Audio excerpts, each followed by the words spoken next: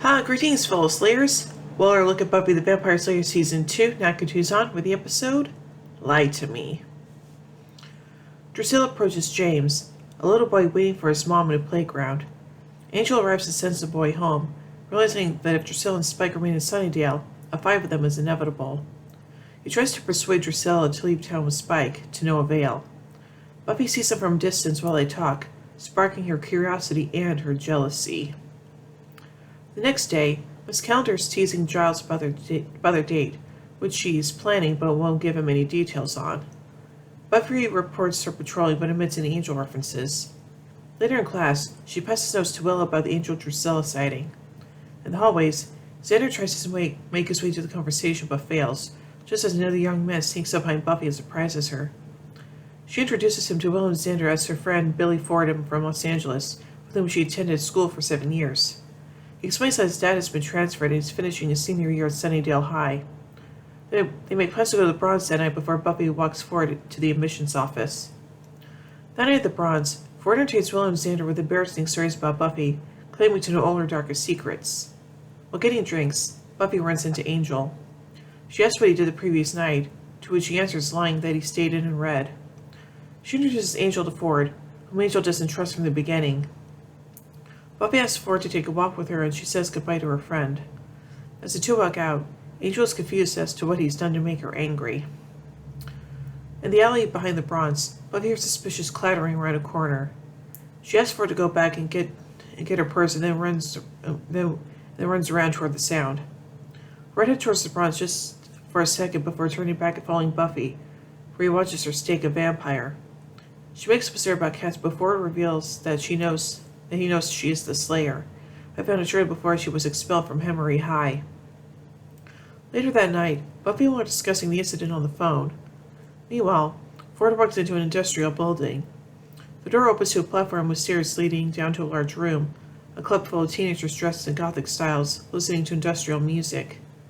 Ford walks downstairs and begins discussing some event with his friend Marvin, aka Diego, who was upset about not knowing the details of the plan. In the background, the 1974 version of Dracula is playing on several monitors, and Ford quotes some of its lines. In the same night, Angel shows up on the balcony to Willow's bedroom. She invites him while explaining that she isn't supposed to have boys in her room. He asks for help tracking down Ford on the internet. Willow indirectly accuses him of being jealous, which he partially admits but insists that he knows Ford has trouble regardless.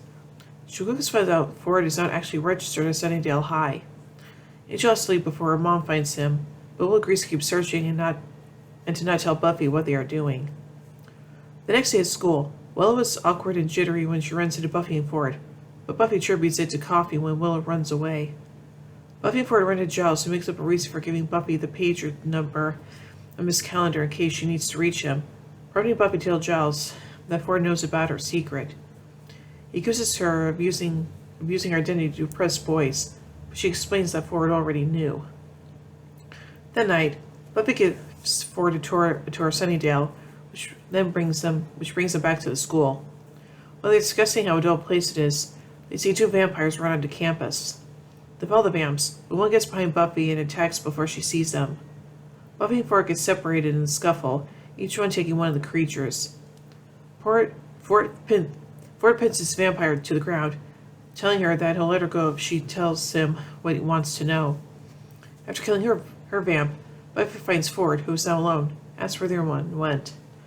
Ford claims that he has killed it and turned to dust. Meanwhile, Xander, Willow, and Angel visit the industrial building used by Ford and his friends, whose address Willow found associated with his name online. Claiming to be friends of Ford's, they are led into the Sunset Club and see the strange cult living there. They notice a pro-vampire motif before a girl named Chanterelle starts a conversation with them about those she calls the lonely ones. She explains that they are elevated, misunderstood creatures, but Angel scoffs at her beliefs. She is offended and walks away. Angel claims to have seen cults like this before, and that they don't know anything about how real vampires live or dress. At that moment, a teenager dressed just like him walks by. Ranting on their way out, they are overheard by Diego. Buffy goes back to the library and meets Giles, who was not too upset by the interruption of his mystery date with Miss Calendar that turned out to be monster trucks. They try to think about what the vampires could have been up to when Buffy sees a picture of Drusilla among Giles' research things. She recognizes it as the girl with whom she saw Angel 2 days before and asks who she is. Giles explains that she was Spike's lover, allegedly killed by an angry mob in Prague, but Buffy tells him that she is still alive and that she saw her with Angel. When they're discussing what Drusilla's meeting with Angel could mean, a vampire storms out of Giles' study with a book. She sprints for the door and makes before anyone can stop her. Buffy recognized her as the vampire Ford said he had dusted. At that moment, Spike and Drusilla are in the Brick and Brock factory also discussing her meeting with Angel, but are interrupted when Ford sneaks in. After knowing Spike with horror movie cliches, Ford asks to be made a vampire, but they didn't interest Spike until Ford explains that he can give them the Slayer. Later that night, Angel comes to Buffy's house to tell her about Ford's group, but she starts interrogating him about Drusilla before he can explain about Ford. Buffy demands to know the truth about her and her relationship with Angel. He explains that Drusilla was the worst of all the terrible things he did as a vampire. He is Drusilla's sire, but before making her a vampire, he took his time when torturing her to insanity by killing everyone she loved and subjecting her to every cruelty he could think of. She fled to a coven, but he followed her and killed her the day she took her holy orders. Buffy is visibly upset, but accepts it. He tells her about the vampire cult Ford is in, but that he doesn't know their plans. She's upset that he, Willow, and Xander were doing reconnaissance behind her back. At school the next morning, Ford asks Buffy to hang out again, but won't tell her what he has planned. Buffy agrees to meet him at 9. However, she doesn't wait to meet Ford as planned and goes to his club a little after 6 o'clock. When Ford has explained to his followers that they will all be changed tonight, Buffy comes in and tells him his plan isn't going to work. Someone closes and locks the door behind her, and Silver explains that it can only be opened from the outside as he was counting on Buffy figuring out his plan and coming to meet him. Ford's alarm beeps at 6:27, sunset, and Buffy pleads with him to let the others go. She explains that becoming a vampire means you die and a demon takes up your body and memories. Ford interrupts to tell her that he has brain cancer and will be dead in 6 months and believes it will be better to live forever as a vampire than to die riddled with tumors. He then admits to her that the other people will not be changed. They are just fodder. Though Buffy is moved by Ford's plight, she still cannot condone his actions. Within minutes of sunset, the vampires arrive, led by Spike, and all of them move to begin feeding. With this, the shock teens realize that the creatures they have believed to be gentle misunderstood are in fact violent, brutal, and murderous. Buffy starts fighting for it, but the scuffle doesn't last long. She swings him onto a metal beam and he falls down, out cold. While the rest of the vampires are feeding, Drusilla waits on the platform above the main area of the room near the door. Buffy sees her alone, rushes through the crowd and jumps to the platform, where she immediately grabs the vampire and holds a stake to her heart.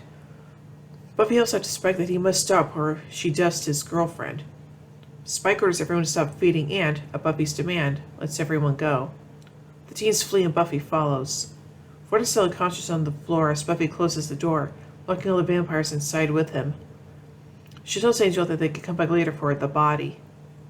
Ford awakens and confronts Spike. The Slayer may have gotten away, but Ford held up his end of the bargain by handing her over. He demands that Spike holds up his end of the bargain and turn him. A few nights later, Buffy and Giles stand over Ford's fresh grave, and Buffy lays flowers on it. Buffy's deep in thought about how to tell who the enemy is and who is not, and who to hate. She asks Giles if life ever gets easy, and Giles tells her she's growing up. Just then, Ford emerges as a vampire, and Buffy quickly stakes it. Giles asks Buffy what she wants him to say. She responds, "Lie to me."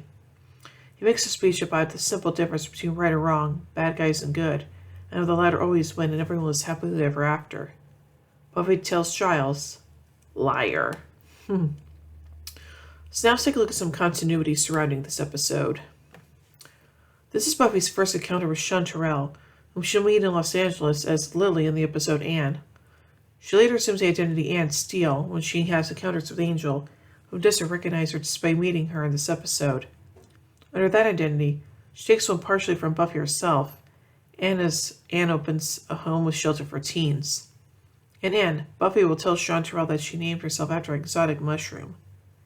Angel's connection to Drusilla is revealed. The events of her siren are shown in Becoming Part 1 and Darla. Buffy tells Angel for the first time that she loves him. The book sold by the vampire is the Duloc manuscript, as it'll be identified in What's My Line Part 1. Drusilla says to Angel, "The girl, the Slayer, your heart stinks of her."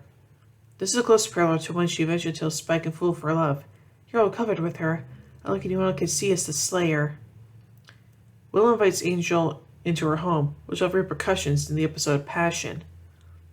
Darrow sings the rhyme, "Run and catch, run and cratch, the lamb has cut the blackberry patch," which she would sing often. And now let's take a look at some production notes about this episode.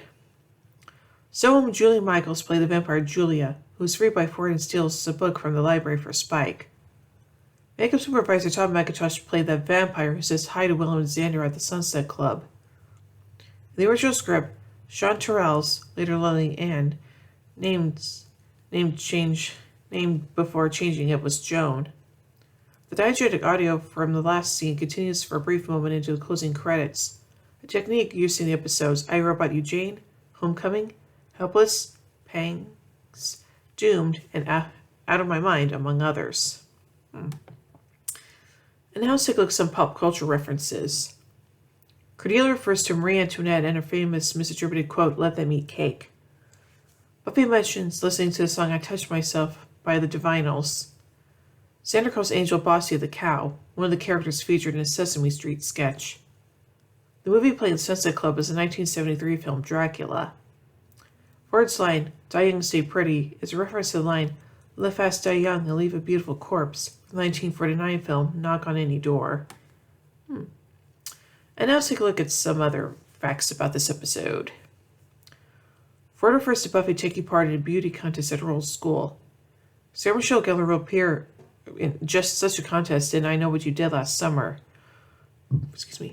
Several years after this episode, Sarah Michelle Gellar and Jason Behr will reunite in the motion picture The Grudge, which I have not seen, so there's that. So overall, I think this is an interesting episode, and learning more about Angel's past is a little bit interesting as we get to know a little bit more about it as the series progresses, so yeah. So overall, I give the episode Lie to Me 4 vampire steaks out of 5. Well, anyway, tune in bed as we take a look at the next episode, The Dark Age. So, until then, here endeth the lesson.